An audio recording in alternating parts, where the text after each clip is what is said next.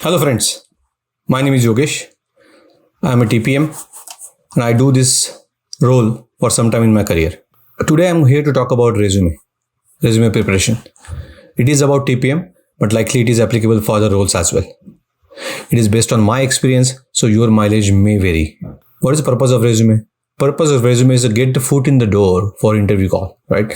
Likely if we do not know hiring manager directly, we need to prepare a good resume to get a call. Let's talk about few steps.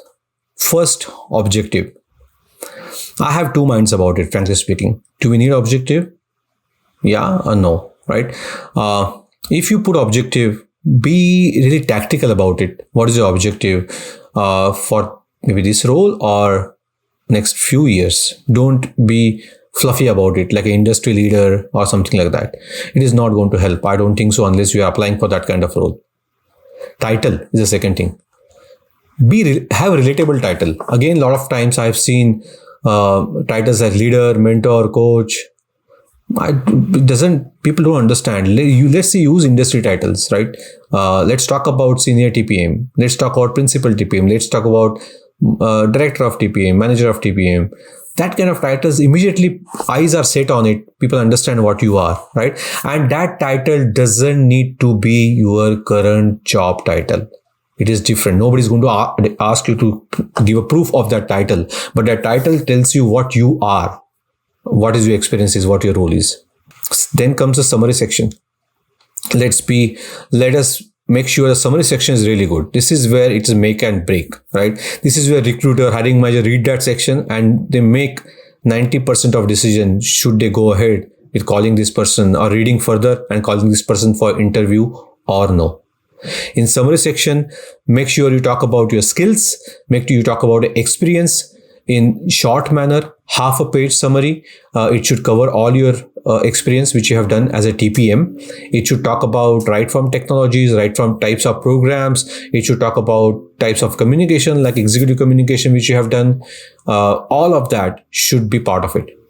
But while you do that, please make sure, next point is avoid adjectives without demonstration.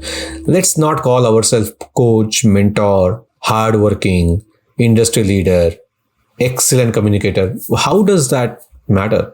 How do we demonstrate that? In my mother tongue, there is a saying: "Show your father or celebrate his death anniversary." What does that mean? Literally is demonstrate. Now from resume, we have very limited opportunity to demonstrate because here is a paper which is going to somewhere, or is a software paper which is going to somewhere to read, and you are not there to talk about yourself.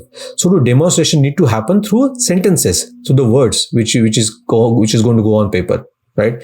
If you talk about the size of program or level of engagement which you have done, that shows your communication skills. That may show how cross-functional you can go. Right? That may show how the follow the sun model you have done, global delivery. All of that can be shown through that, but not just through adjectives. Let's also, next topic is in the same sense, which is number 4 in my head, is make sure what job you're applying for and what kind of portraying you're doing for yourself, right?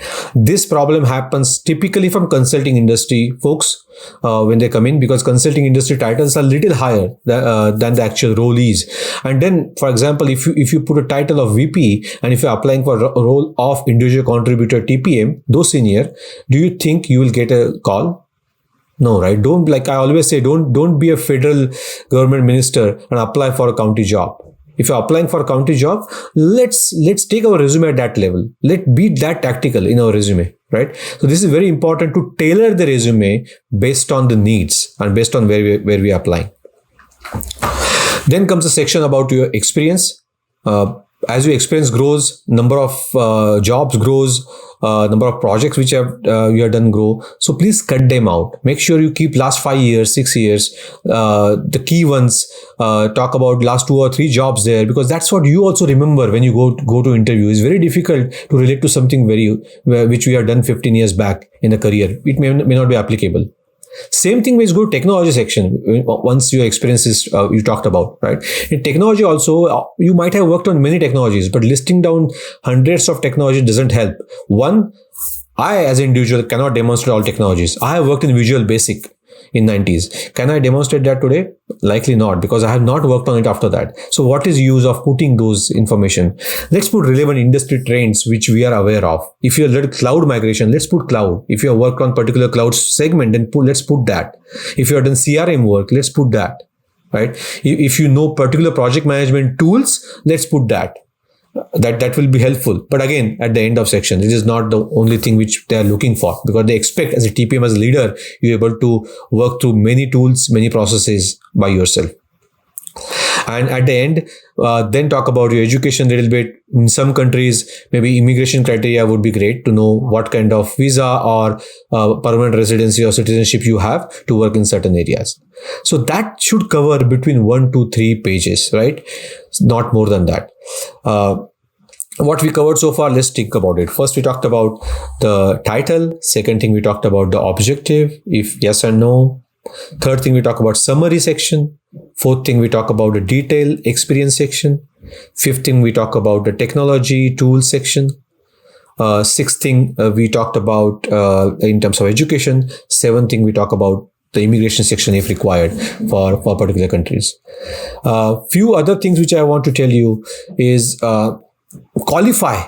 Put qualifiers. Give you example. Every resume I see, I should not say every, but 70% resume I see, they talk about continuous award winner or something like star award winner in the previous company, and they put company name. Unfortunately, as a hiring manager, I do not know how many star awards your company give every year. They may give out to 30% of people. How does that differentiate you? So can you say star award winner in the top 5% or something like that? So can you qualify yourself to give me more information about that within few more words? That will be helpful. So think about that. Read your resume as a third person, and you will get your that questions for yourself, and actually give your resume to read to third person, your friend, your colleague, to get their feedback on it. So lastly, 1 to 3 pages. Read it yourself. Look at for grammatical mistakes. I have done plenty. Spelling mistake. Do the spell check. All the softwares are available.